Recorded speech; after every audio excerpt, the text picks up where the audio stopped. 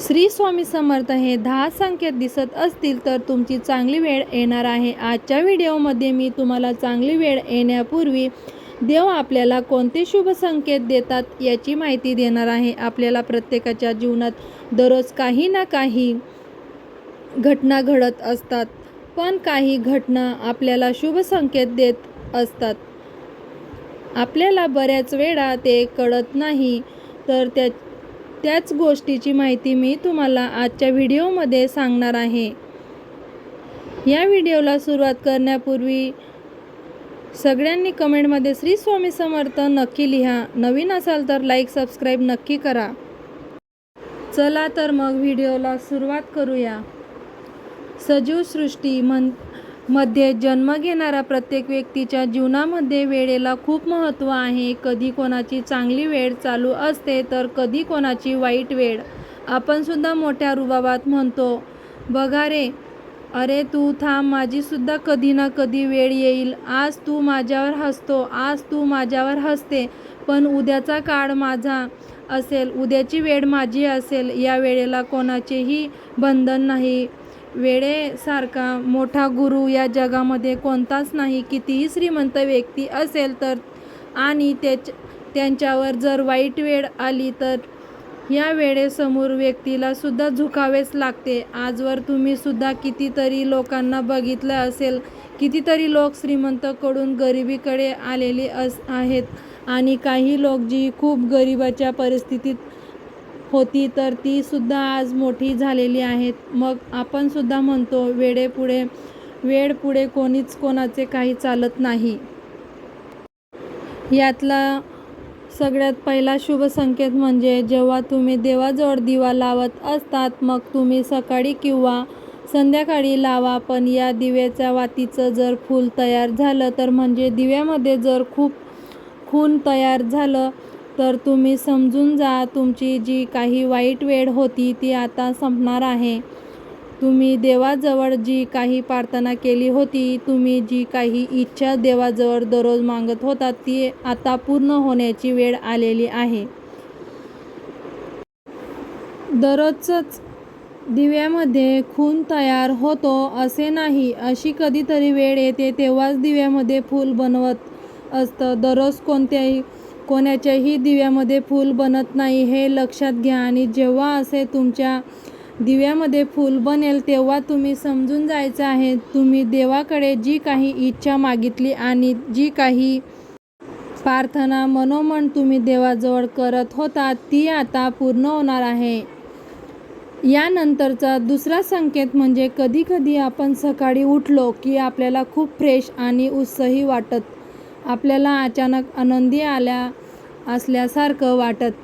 बघा, दररोज आपल्याला असे वाटत की उठल्या आपल्याला खूप फ्रेश वाटतंय. कधी आपल्याला अंथरूणामधून उठूसुद्धा वाटत नाही.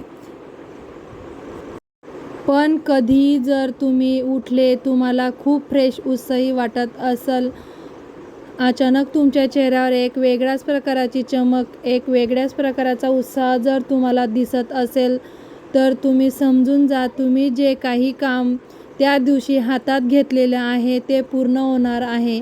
कामामध्ये तुम्ही सफल होणार आहात.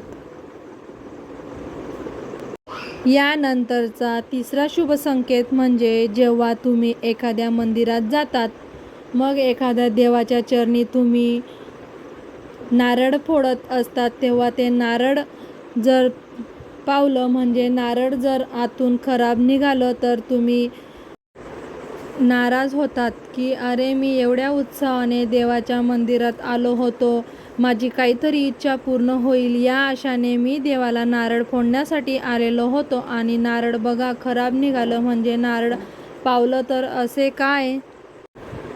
काय झाले असेल? आता माझ्या बाबतीत काही वाईट घडणार आहे का? देवा माझ्यावर रुसला आहे का? तर असा अजिबात नाही. जेव्हा असे नारळ पावलं तेव्हा घाबरून जायचे काहीच कारण नसतं. याचा अर्थ असा होतो की तो जो प्रसाद आहे तो देवाने स्वतः खाल्लेला आहे, म्हणून तो नारळ खराब निघतो.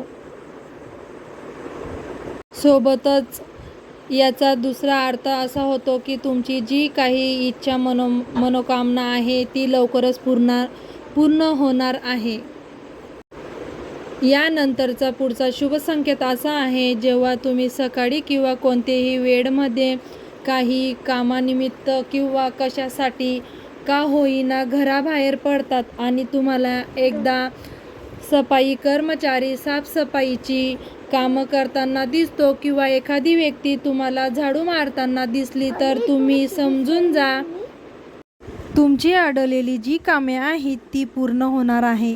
हा तुमच्यासाठी शुभ संकेत तुम्ही समजून घ्यायला हवा.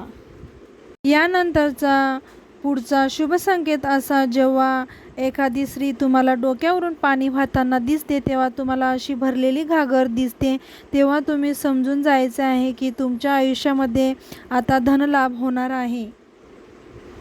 पाण्याची अशी भरलेली घागर दिसली हा सगळ्यात मोठा शुभ संकेत मानला जातो. यानंतरचा शुभ संकेत म्हणजे बऱ्याच वेळा आपण आपल्या स्वयंपाकघरामध्ये चुलीवर किंवा गॅसवर दूध गरम करायला ठेवतो. चुलीवर ठेवला असेल तर आपण जाळ मुद्दाम कमी करून ठेवतो. गॅसवर हे दूध एकदम चांगलं आणि खुसखुस तपलं जाईल. आपण आपल्या दुसऱ्या कामासाठी निघून जातो. एवढी सगळी काळजी घेऊन सुद्धा दूध जे आहे ते उतू जातं आणि आपण टेन्शनमध्ये येतो. नाराज होण्याचे काही कारण नाही. भविष्यामध्ये एकदम चांगल्या अशा घडणाऱ्या गोष्टी आहेत.